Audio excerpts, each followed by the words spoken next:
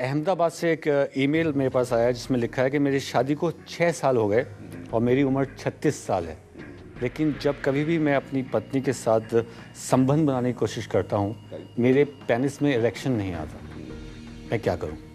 उम्र 36 साल है और if the erection is not getting on at the time of enjoyment, तो नेचुरली इट इज ए मतलब जो है वो type of the impotency, okay, है ना। तो ये है कि डॉक्टर साहब एक चीज़ और मैं महत्वपूर्ण इसमें लिखी हुई है कि इन्होंने लिखा है कि मैंने सारे टेस्ट करवा लिए हैं और वो नॉर्मल है। जी जी, अगर भाई जी में सारे टेस्टों से उसका उतना संबंध नहीं है, क्योंकि ये कोई इन्फेक्शन नहीं है जी, है ना। जैसे ये मतलब जो है वो यू कैन से मतलब जो है वो शरीर और मन से मिलके एक सफल सेक्स संबंध बनते हैं। आज सभी जानते हैं कि सफल सेक्स सुखी जीवन का महत्वपूर्ण आधार है। जी, उसके बावजूद भी मैं देखता हूँ कि इतने इम्पोर्टेंट टॉपिक होने के बावजूद भी लोग इसी के बारे में बात करने में काफ़ी हिच महसूस करते हैं, संकोच महसूस करते हैं, घबराहट महसूस करते हैं और दे फील शाई। बिल्कुल।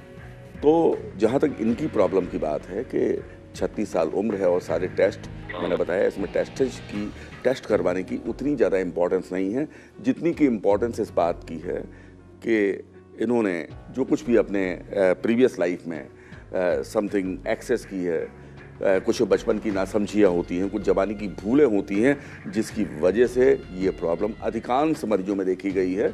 इनको इमीडिएट किसी अच्छे क्वालिफाइड सेक्सोलॉजिस्ट से मिलना चाहिए। यदि मिल लेंगे, काउंसलिंग इनकी हो जाएगी और ये उसके बारे में थोड़ा इंटरेस्ट लेंगे, ठीक हो जाएंगे।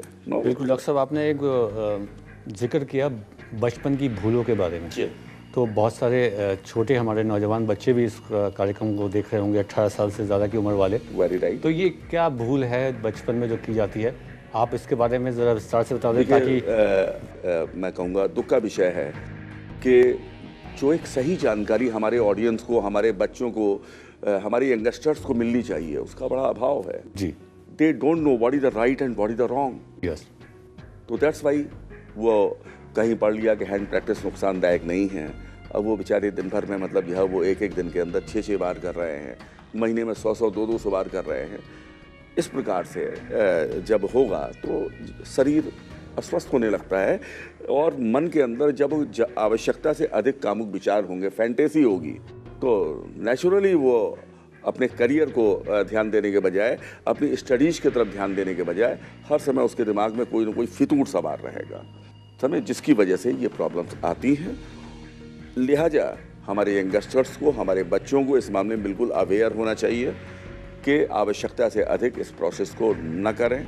यदि संभव हो तो इसे कम से कम करने का प्रयास करें, जिससे कि वो अपने करियर की ओर ध्यान दें और आगे जीवन में उन्नति तरक्की करते जाएं। जी हाँ, मुझे उम्मीद है कि बहुत ही अच्छी बात डॉक्टर साहब ने कही है, ख़ासकर नौजवानों के लिए, कि मास्टरबेशन से जितना हो सके दूर रहिए।